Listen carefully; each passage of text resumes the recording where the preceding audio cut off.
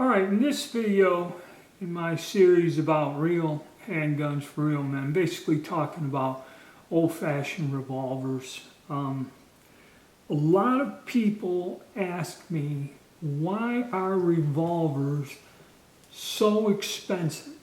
You know, they said the price on them is astronomical and they're not really affordable for the average person as compared to this polymer 9 handgun. Alright, so in going out in my series, I'm going to address that question and tell you what the current prices are and give you an idea of why it appears that revolvers are a much more expensive option than, say, a striker-fired polymer 9. Alright, so let's talk about why they're so expensive in prices and that. Now, I didn't realize I purchased this, again, 386, I believe. 586, I'm sorry. I purchased this 586 back around 1982, 1983, and it was over $300 for this revolver. I purchased this particular gun, the 29, and like I said before, I couldn't afford a 29. What they were going for was probably, I think, close to 400. I can't remember, it's been so long. So I bought a Ruger Super Black Hawk, which I paid $180 for, brand new in the box. Okay, and these were like 400 bucks. Smith & Wesson did stop making them for a while during the interim where the company almost went bankrupt and that, but you can still get these two models made brand new today. Smith & Wesson brought them back. Okay, retail on this pistol is a little over $1,000. It's $1,000 and some change as an MSRP, and I believe this one is 13 to 29 is $1,300 and some change as an MSRP, and they do come blued just like these. This is what I kind of like. You'd still get them in stainless, and a lot of people like stainless because you ain't got to worry about the finish.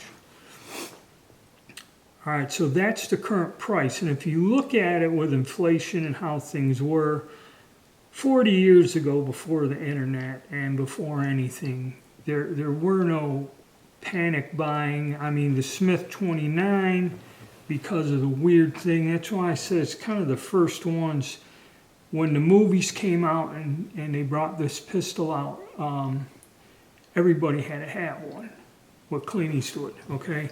And that was the first of the unusual things where you were paying more than MSRP to get the gun, and Smith & Wesson was overwhelmed because the way they manufactured stuff, they had a very large catalog. There were all different types of pistols, finishes, sizes, barrel lengths, different models, you know, that you could get. So they made a very diverse catalog of stuff back then. So all of a sudden people are ordering thousands and thousands of these guns where, you know, I don't know what their annual production was, but it was more than what they were used to making in this caliber. And so that's where the gun gets a mystique and, you know, the value goes up. But over the years, basically that's what it costs to make one of these guns. And if you look at what it took for me to get the amount of money back then, 40, 35 years ago, how much of my monthly income that it took. And like today, at those prices, yeah, you grab them up. But realistically, the price really hasn't varied that much over the years.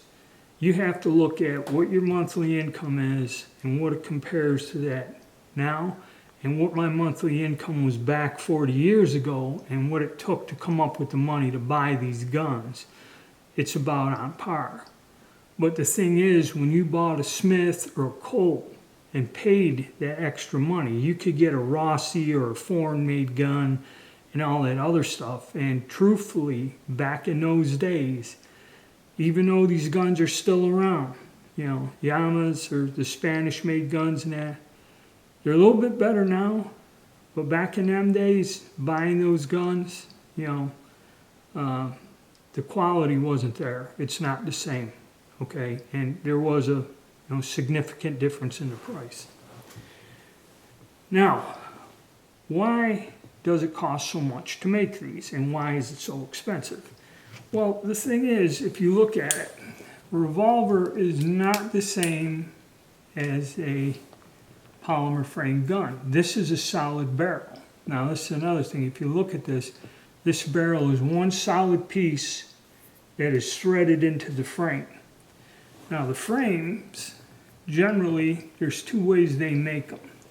They either heat up a piece of steel and stamp the shape of the frame, a rough stamping, forge it, and hammer it on with a gigantic press, and then machine this out to finish it. If it's aluminum or some other type of alloy material, they use a block, okay, of steel. Now the thing about that, when you look at it, you have these shields here, which means that whatever this width is, that block has to be a little bit bigger. So there's a lot of material coming off of this frame. Okay, if you machine it, there's an awful lot of material. The more you machine, the more time you spend, the more expensive it is. And then your cylinders are metal. They are machined, okay? They're bored out, they're machined. So there's a lot of work in this, plus the fact they're all hammer fired. So you have an internal lockwork mechanism with a lot of small intricate parts that must be fitted together and work well to make the gun function. When you have a polymer frame gun, and this is where Gaston Glock, he was a plastics engineer, he wasn't a gun designer. He just figured out a way to use his plastic, okay, to make a firearm. Okay, now don't get me wrong, most of the upper half of your polymer frame guns are machined, metal, and everything else. But they're pretty simple and basic. There's not a whole hell of a lot of parts in a striker fired gun, okay, as compared to something that has a hammer fired. All right, you just got a firing pin on the spring that gets caught by the sear, and you release the sear and it snaps forward. So a lot less parts and a lot less machining than, say, something like a 1911 or a style like that. And you look at this internally. Your whole shape and forming is injection molded plastic, very simple. The mold goes together, they shoot the plastic in, give it some time to harden, pop it open, and there's still metal in that for the frames. Some of them are pinned in, like if you built a polymer 80, you're pinning them in, but these here, I know these rails in the back, there's no pins here. So, these rails are in there when they're molded, and your other little tag goes in there, gets molded in there for the serial number. So a lot of the metal parts are simpler, easier to make. You don't have to machine them out of like a 1911. This whole frame was a solid block of steel. There's a lot of cutting, a lot of difficult machining operations, and it takes a lot longer to produce a metal frame for a semi-automatic handgun than one of these injection molded things with basically stamped out bent parts and springs. Okay, it's simple. It's a simpler gun, less parts, easy to manufacture. Henceforth, that's why the cost is lower. Or if you get into something like this, okay, a revolver, there's a lot of machining work, there's a lot of metal here. Yes, and Ruger does make a polymer framed revolver. I've only looked at one years ago. I never had the desire to get it, but I don't really know if that reduces the cost lower than another company's revolvers made out of metal, okay? But they have made a polymer frame revolver or something of a hybrid. I can't remember. But yeah, that's why revolvers on average will cost more than polymer framed 9s. All right, so that's why they cost more. There's a lot more workmanship, and even when you put a different finish on, these bluing, all the parts got to be hand polished brilliantly before the blue. You can get guns with a more of a dull finish that's either applied one way or the other, sprayed on or dipped or something, which will lower the cost depending on the gun. But that's why revolvers cost more. There's more work, more machine time, and that goes into them. All right, and then you have to make the choice. Is a revolver something for you? But we'll get into another video on the pros and cons of revolvers against these Wonder 9s. Okay, so if you guys like the content, if you like the way this series is going, please hit the like button, subscribe, and there is a link to my Patreon account below. Thank you.